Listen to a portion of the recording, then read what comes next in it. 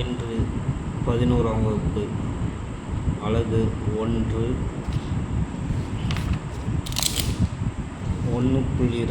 பருப்பொருட்களை வகைப்படுத்துதல் என்ற தலைப்பின் கீழ் நாம் கற்று அறிவோம். நமது வகுப்பறையில் என்னென்ன காண்கிறோம்? நமது வகுப்பறையில் இருக்கை, மேஜை, கரும்பலகை, ஜன்னல், மின்விசிறி போன்றவற்றை காண்கிறோம். இந்த பொருட்கள் அனைத்தும் எதனால் ஆக்கப்பட்டவை என்பது நன்கு நமக்கு தெரியும். பொருட்கள் அனைத்தும் பருப்பொருட்களால் ஆக்கப்பட்டவை என்பது நமக்கு நன்கு தெரியும். பருப்பொருட்கள் என்றால் என்ன? பருப்பொருள் என்பது இடத்தை அடைத்து கொள்ளும் நிறையுள்ள எந்த தன்மையுடைய பொருளும் பருப்பொருட்கள் என்கிறோம். நிறையுள்ள இடத்தை அடைத்து கொள்ளும் தன்மையுடைய அனைத்து பொருட்களும் பருப்பொருட்கள் என்று நாம் சொல்லலாம். பருப்பொருட்கள் அனைத்தும் எதனால் ஆக்கப்பட்டது? பருப்பொருட்கள் அனைத்தும் அணுக்களால் ஆக்கப்பட்டது என்பது நாம் நன்கு அறிவோம்.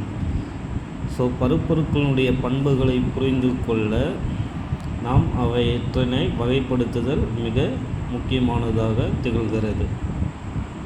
ஏன் வகைப்படுத்துதல் மிக முக்கியமாக திகழ்கிறது என்றால், திண்ம பொருட்கள் உள்ள அனைத்து மூலக்கூறுகளும் ஒரே மாதிரியான பண்புகளை பெற்றிருக்கும். அதுபோல் திரவ பொருட்கள்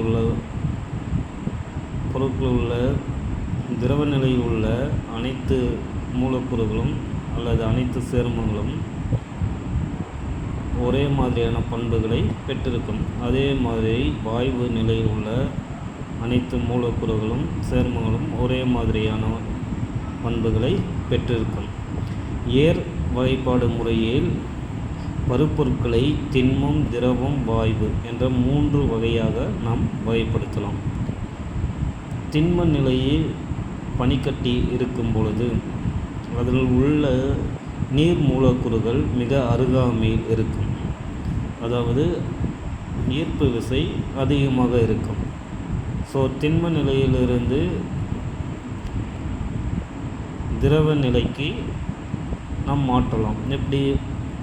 பனிக்கட்டியை எடுத்து அறை வெப்பநிலையில் வைக்கும் பொழுது திண்மம் உருகி திரவமாக மாறுகிறது, அதாவது நீராக மாறுகிறது. நீரில் உள்ள மூலக்கூறுகள் திண்ம நிலையில் உள்ள மூலக்கூறுகளிலிருந்து சிறிதளவு வேறுபடும். அதாவது திண்ம நிலையில் மிக அருகருகே இருக்கும் மூலக்கூறுகள் திரவ நிலையில் சிறிது இடைவெளி விட்டு காணப்படும். சிறிது இடைவெளி விட்டு காணப்பட்டால் அவைகளுக்கிடையே ஈர்ப்பு விசை அல்லது கவர்ச்சி விசை மிக குறைவாக இருக்கும். திரவ நிலையிலிருந்து வாயு நிலைக்கு மாறும் பொழுது மூலக்கூறுகளுக்கு இடையே எந்தவித ஈர்ப்பு விசையும் இருக்காது. வாயு மூலக்கூறுகள் ஒரே இடத்தில் இருக்காது. அவை அங்கும் இங்கும் பொருள்களின் வழியே மோதும். சரிதானே? இந்த 3 நிலையில், ஏர்நிலையில் திண்மம், திரவம், வாயு 3 நிலையில் இருக்குது. இந்த 3 நிலையும் வெப்பநிலையை பொறுத்து வெப்பநிலை மாற்றுவதன் மூலம் ஒரு ஏர்நிலையிலிருந்து பிறிதொரு ஏர்நிலைக்கு மாற்றலாம். திண்மத்தை எடுத்து அறை வெப்பநிலையில் வைக்கும் பொழுது திரவம் ஆகிறது. திரவம் 100 டிகிரி செல்சியஸ் வெப்பப்படுத்தும் பொழுது நீராவியாக மாறுகிறது. நீராவியை குளிர்விக்கும் பொழுது திரவமாக மாறுகிறது. அதை மேலும் குளிர்விக்கும் போது பனிக்கட்டியாக மாறுகிறது. நிலைமையில் உள்ள ஒரு பொருளை ஒரு நிலையிலிருந்து மற்றொரு நிலைக்கு நாம் வெப்பநிலை மாற்றுவதன் மூலம் மாற்றலாம். அதுபோல் அதிக அழுத்தத்தில் வாயுக்களை உட்படுத்தும் பொழுது அவை நெருங்கி வருகிறது. வாயு மூலக்கூறுகளுக்கிடையே ஈர்ப்பு விசை அதிகமாகிறது. ஈர்ப்பு விசை அதிகமாக ஆகுவதால் வாயு நிலையில் உள்ள மூலக்கூறுகள் திரவ நிலையை அடைகிறது. நாம் வீட்டு உபயோகப்படுத்தும் எல்பிஜி சிலிண்டர் வாயு நிலையில் இல்லை, அவை திரவ நிலையில் இருக்கிறது. திரவ பெட்ரோலிய வாயு, லிக்விஃபைட் பெட்ரோலியம் கேஸ், எல்பிஜி. சரிதானே? ஸோ பருப்பொருட்கள் வேதி தன்மையின் அடிப்படையில் 2 வகையாக பிரிக்கலாம். அவை கலவைகள் மற்றும் தூய பொருட்கள் என 2 வகையாக பிரிக்கலாம். சரிதானே? ஸோ பருப்பொருட்கள் அவற்றின் வேதித்தன்மையின் அடிப்படையில் தூய பொருட்கள் மற்றும் கலவைகள் என வகைப்படுத்தலாம். கலவையில்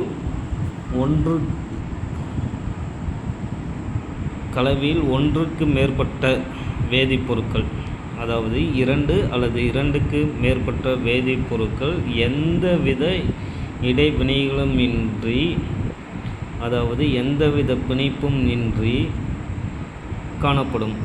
இவற்றின் தோற்றத்தில் அடிப்படையில் ஒருபடித்தான கலவை, பலபடித்தான கலவை என 2 வகைப்படுத்தலாம். ஒருபடித்தான கலவை green tea. So green tea பாருங்கள், கொதி நீரில் கிரீன் டீயை வச்சுட்டு நம்ம கிரீன் டீயை தயாரிக்கும் பொழுது அந்த கிரீன் டீ தூளை தூக்கி எறிந்த பின்னர் நமக்கு எந்தவித வேறுபாடும் நம்மளால் என்ன செய்ய முடியாது, கண்டுபிடிக்க முடியாது. அப்படி இருந்தால் அது ஒருபடித்தான கலவை. இப்போ பாருங்கள், சர்க்கரை தண்ணி இருக்குது. சர்க்கரை தண்ணியும் ஒருபடித்தான கலவைக்கு எடுத்துக்காட்டு. உப்பு தண்ணி, சோடியம் குளோரைடும் ஒருபடித்தான கலவைக்கு எடுத்துக்காட்டு. பாருங்கள், சோடியம் குளோரைடை கலக்குறீங்க, கொஞ்சமாக கலக்குறீங்க, கரைஞ்சிருது. திருப்பினும் இன்னும் கொஞ்சம் சோடியம் குளோரைடு போடுறீங்க, இன்னும் கொஞ்சம் சோடியம் குளோரைடு போட்டோடனே மீண்டும் கரையுது. ஸோ நீருக்கும் சோடியம் குளோரைடுக்கும் எந்தவித இடைவினைகளும் இல்லை. அதே போல் சர்க்கரைக்கும் நீருக்கும் எந்தவித இடைவினைகளும் இல்லை. பலபடித்தான கலவை பாருங்கள், ஈரநிலையிலே நம்மளால் என்ன செய்ய முடியும், 2 லேயராக நம்ம கண்ணுக்கு ஈஸியாக தெரியும். பாருங்கள், எண்ணெய் மற்றும் நீர் 2 நீங்கள் எவ்வளோ கலக்கிட்டு விட்டாலையும் என்ன தெரியும், நமக்கு எண்ணெய் தனியாகவும் நீர் தனியாகவும் நம்மளால் கண்களால் ஈஸியாக பிரித்து காண முடியும். அப்படி இருந்தால் அது பலபடித்தான கலவை.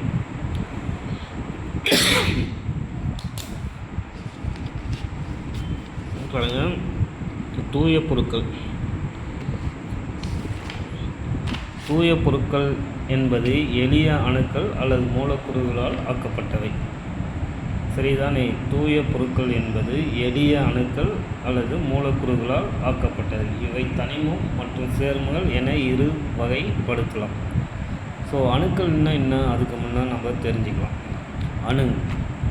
அணு என்ன? அணு என்பது உட்கருவியும் அதை சுற்றி உள்ள கூட்டில் எலக்ட்ரான்களை கொண்டிருக்கும். உட்கருவியில் புரோட்டானும் நியூட்ரானும் இருக்கும். அதை சுற்றி எலக்ட்ரான்கள் கூட்டில் சுற்றியுள்ளோம். சரிதானே? புரோட்டான் என்பது நேர்மின் சுமையும், நியூட்ரான் என்பது சுமையற்றது, எலக்ட்ரான் எதிர்மின் சுமையும் கொண்டது. ஒரு அணு என்று எடுத்துக்கொண்டால் அதில் உள்ள எலக்ட்ரான்கள் மற்றும் புரோட்டான்கள் எண்ணிக்கை சமநிலையில் இருக்கும். அதாவது நேர்மின் சுமை மற்றும் எதிர்மின் சுமை சமநிலையில் இருக்கும். ஸோ அந்த அணு நடுநிலைத்தன்மையை பெற்றிருக்கும். ஸோ தனிமம் அப்படின்னா தனிமத்துக்கு வந்துடும். தற்போது தனிமம் ஒரே ஒரு வகை அணுக்களை மட்டுமே உள்ளடக்கியவை தனிமம் எனப்படும். பாருங்கள், தனிமம்னா ஒரே ஒரு வகை. ஸோ ஒரே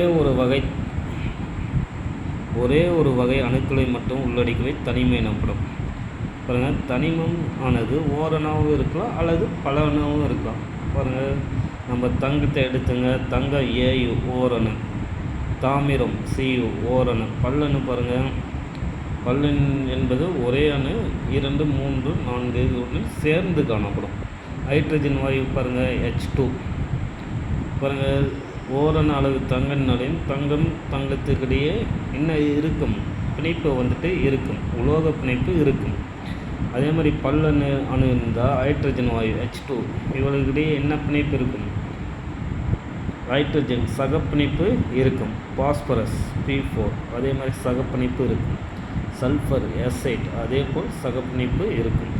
சரியா? இவை 4 அணு மற்றும் 8 அணு 4 பாஸ்பரஸ் மற்ற 8 சல்ஃபரை வந்துட்டு தனிமத்துக்கான எடுத்துக்காட்டு.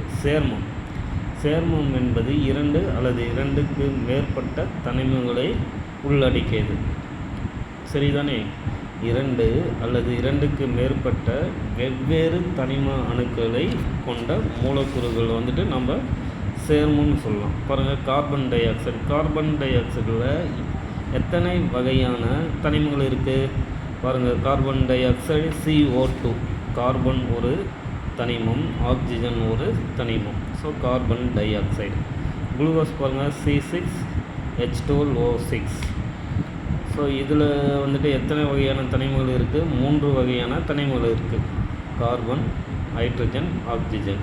ஹைட்ரஜன் சல்ஃபைடில் பாருங்கள் எத்தனை வகையான தனிமங்கள் இருக்குது? 2 வகையான தனிமங்கள், hydrogen, sulphur. Sodium chloride, Na+Cl-. இவையெல்லாம் சேர்மங்களுக்கான எடுத்துக்காட்டுகள்.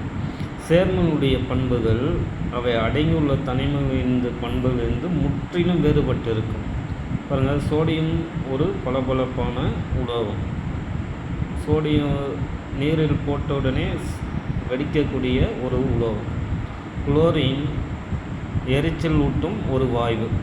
இவை 2 தனிமங்களிலிருந்து உருவாகும் சோடியம் குளோரைடு. இவை 2 தனிமங்களிலிருந்து உருவாகும் சேர்மமான சோடியம் குளோரைடு இவை 2 பண்புகளிலிருந்து முற்றிலும் வேறுபட்டு இருக்கும். சோடியம் குளோரைடு நம் அன்றாட உணவில் சேர்த்து கொள்ளப்படுகின்றது. ஏனெனில் சோடியம் குளோரைடு உயிரியல் முக்கியத்துவம் வாய்ந்தது ஆகும். ஸோ தன் மதிப்பீடு பாருங்கள், வேதித்தன்மையின் அடிப்படையிலான வகைப்பாடு. ஸோ தனிமம், சேர்மம் அல்லது கலவை என நீங்கள் வகைப்படுத்தலாம். சர்க்கரை உங்களுக்கு தெரியும். சர்க்கரையினுடைய மூலக்கூறு வாய்ப்பாடு பாருங்கள், C6H12O6. ஸோ எத்தனை வகையான அணுக்கள் இருக்குதுன்னு பாருங்கள். கார்பன் இருக்குது, ஹைட்ரஜன் இருக்குது, ஆக்சிஜன் இருக்குது. ஸோ சர்க்கரை வந்து சேர்மம். கடல் நீரை வந்துட்டு என்னது? சோடியம் குளோரைடு வந்துட்டு எல்லா தவளையும் ஒரே விதமான இணைப்புகள் இருக்குமா? இருக்காது. அதனால் அது வந்துட்டு கலவை. வாழை வடிநீர் வந்துட்டு சேர்மம். ஏன் வாழை வடிநீர் சேர்மம்? இப்போ இது கலவையாக இருந்தால் எதனா ஒரு உப்பு வந்துட்டு சேர்ந்துருக்கலாம். உப்பை வந்துட்டு நீங்கள் என்ன செய்கிறீங்க? பிரித்தெடுக்கிறீங்க. அதாவது ஹீட் பண்ணும்போது எல்லா உப்பும், அதாவது எல்லா மெக்னீசியம், சோடியம் போன்ற தனிமங்கள் வந்து அடியில் தங்கிவிடும். தூய நீர் H2O மட்டும் நமக்கு வந்துட்டு வரும். ஸோ அதில் எந்த வித பொருளும் கலந்து இருக்காது. ஸோ H2O வந்துட்டு என்னது? சேர்மம். கார்பன் டை ஆக்சைடு நம்ம முன்னே பார்த்தது தான், சேர்மம். தாமிர கம்பி தனிமம். சாதாரண உப்பு சோடியம் குளோரைடு தான் சேர்மம். வெள்ளித்தட்டு தனிமம். நாப்தலின் உருண்டைகள் சேர்மம். சரிதானே?